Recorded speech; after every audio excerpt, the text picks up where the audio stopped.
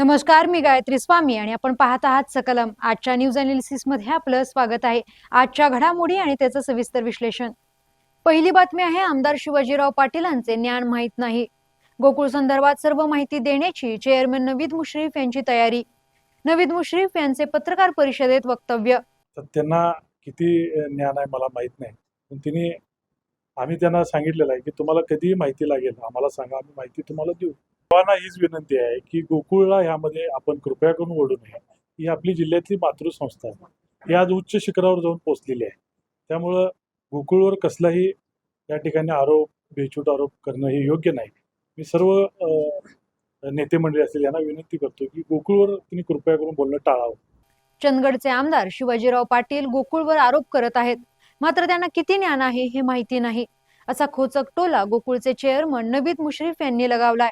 जिल्ह्याची मातृसंस्था असणाऱ्या गोकुळची बदनामी होईल असं कोणीही बोलू नये, असा सूचक इशाराही त्यांनी दिलाय.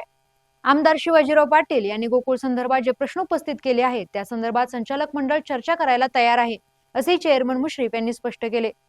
नवीद मुश्रीफ आज पत्रकार परिषदेत बोलत होते. गोकुळ दूध संघ हा दूध उत्पादक शेतकऱ्यांच्या मालकीचा आहे. संचालक मंडळ हे विश्वस्त म्हणून काम करते. गेल्या 5 वर्षात दूध उत्पादकांना न्याय देताना खरेदी दरात उच्चांकी वाढ दिली आहे, तर दूध व दुग्धजन्य पदार्थ विक्रीतून गोकुळला मिळणाऱ्या पैशांचा विनियोग हा दूध उत्पादकांच्या हितासाठीच खर्च केला जातो, असंही त्यांनी सांगितलं. गोकुळची निवडणूक बिनविरोध व्हावी यासाठी सर्वपक्षीय नेत्यांना भेटणे सुरूच आहे. भाजपचे आमदार अमल महाडिक, काँग्रेसचे जिल्हाध्यक्ष आमदार सतेज पाटील यांनाही फोन केला होता. त्यांचा निरोप आला की त्यांच्याशी चर्चा करू.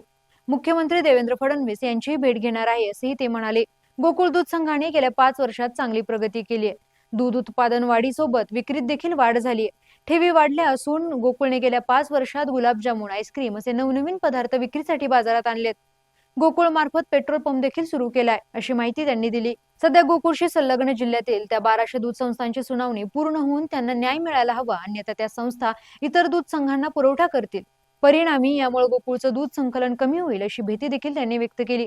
कैलासवासी आनंदराव पाटील सुएकर यांच्या स्वप्नातील गोकुळची अशीच प्रगती व्हावी यासाठी सर्व संचालक मंडळाने गेली 5 वर्ष प्रामाणिकपणे काम केल्याचंही त्यांनी सांगितलं. या पत्रकार परिषदेला गोकुळचे माजी चेअरमन, ज्येष्ठ संचालक विश्वासराव पाटील, अरुण डोंगळे, संचालक बाबासाहेब चौगुले, प्रकाश पाटील, बयाजी शेळके, शशिकांत पाटील सुएकर, अजित नरके, अभिजित ताईशेटे, चेतन नरके, अंजना रेडेकर यांच्यासह सर्व संचालक, गोकुळचे कार्यकारी संचालक योगेश गोडबोले आदी उपस्थित होते. पुढील बातमी आहे, महिला आरक्षण विधेयकाच्या आडून देशाच्या संविधानावर आघात करण्याचा प्रयत्न. अखिल भारतीय काँग्रेस कमिटीचे सचिव सचिन सावंत. कोल्हापूरमध्ये अखिल भारतीय काँग्रेस कमिटीचे सचिव सचिन सावंत यांनी पत्रकार बैठक घेत महिला आरक्षण विधेयक, कॉर्पोरेट जिहाद आणि बोंधू करात प्रकरणावरून भाजपवर निशाणा साधला. महिला आरक्षण विधेयकाच्या आडून देशाच्या संविधानावर आघात करण्याचा प्रयत्न होत असल्याचा आरोप त्यांनी केला. तसंच बोंधू करार हा महायुतीच्या घरात असून या प्रकरणावरून जनतेचं लक्ष विचलित करण्यासाठी कॉर्पोरेट जिहाद प्रकरण समोर आणलं जात आहे, असा दावाही सचिन सावंत यांनी केलाय. काँग्रेसचे नेते सचिन सावंत, विधान परिषदेतील काँग्रेसचे गटनेते सतेज पाटील, आमदार जयंत आसगावकर आणि राहुल गायकवाड यांच्या उपस्थितीत आज कोल्हापूर काँग्रेस कमिटीमध्ये पत्रकार बैठक झाली. यावेळी ते बोलत होते. शुक्रवारी संसदेत सत्ताधाऱ्यांनी महिला विधेयक मांडलं होतं, मात्र ते नामंजूर झाल्याने मोदी सरकारची नाचक्की झाल्याची टीकाही सावंत यांनी केली. 2023 मध्ये मंजूर झालेल्या विधेयकाची अंमलबजावणी अद्याप झालेली नसताना नवीन विधेयक आणून संविधान आणि लोकशाहीवर आघात करण्याचा प्रयत्न सुरू असल्याचा आरोप त्यांनी केला. तसंच मोदी खोटं बोलतात, तसं तुम्ही खोटं बोलून महाराष्ट्राची संस्कृती खाली आणू नका, असा टोला देखील त्यांनी मुख्यमंत्री देवेंद्र फडणवीस यांना लगावला. बोंधू कराच्या प्रकरणानं महाराष्ट्राची मान देशामध्ये खाली घालायचं काम केले. बोंधू करात हे महायुतीच्या घरातलंच प्रकरण आहे. या अनैतिक प्रकरणात महायुतीतील नेते, प्रशासकीय अधिकारी गुंतले असून आर्थिक लागेबंद आहेत. हे प्रकरण केवळ आर्थिक भ्रष्टाचाराचं नाही, तर धर्माच्या नावाखाली केलेलं भ्रष्टाचाराचं, अनैतिकतेचं प्रकरण आहे. त्याला केंद्र आणि राज्य सरकारने राज्य मान्यता देण्याचं काम केलंय. काल त्याच्या सहकार्याचा झालेला मृत्यू देखील संशयास्पद असल्याचा आरोप सावंत यांनी केला आहे. RSS, विश्व हिंदू परिषद, बजरंग दलाच्या विखारी माध्यमातून चालणाऱ्या बंधुकाराच्या प्रकरणावरून जनतेचं लक्ष दुसरीकडे वळवण्यासाठी कॉर्पोरेट जिहाद प्रकरण समोर आणलं जात आहे. कॉर्पोरेट जिहादच्या नावाखाली राज्यात आणि देशात समाजाला बदनाम करण्याचं काम सुरू आहे, असा आरोप देखील सचिन सावंत यांनी केला. पुढील बातमी आहे, महिलांचा मसीहा बनणं सोपं नाही. मतदारसंघ पुनर्रचनेचा डाव आम्ही अपक्षांनी मिळून उधळून लावला. प्रियंका गांधी यांचे पत्रकार परिषदेत विधान. महिला आरक्षण विधेयकाच्या आडून मतदारसंघ पुनर्रचनेचा घाट भाजपने कायमस्वरूपी सत्तेत राहण्यासाठी घातलेला. काँग्रेस पक्ष आणि सर्व विरोधकांनी त्यांचा हा डाव हाणून पाडला. विरोधी पक्षातील एकजुटता ही आम्ही दाखवून दिली. आजपर्यंतचे काँग्रेस पक्षाचे, प्रादेशिक पक्षांचे आणि भाजपचेही महिला संबंधीतील धोरण महिलांनी पाहिले आहे. हाथरस, मणिपूर, ऑलिम्पिक विजेत्या महिला दिल्लीत आंदोलन करत होत्या तेव्हाची या सरकारची भूमिका महिलांनी पाहिली आहे. महिलांचं मसिहा होणं सोपं नाही. 2023 साली महिला आरक्षणाचे बिल पास केलं गेलेलं. आता ते बिल पुन्हा संसदेत मांडलं जावं.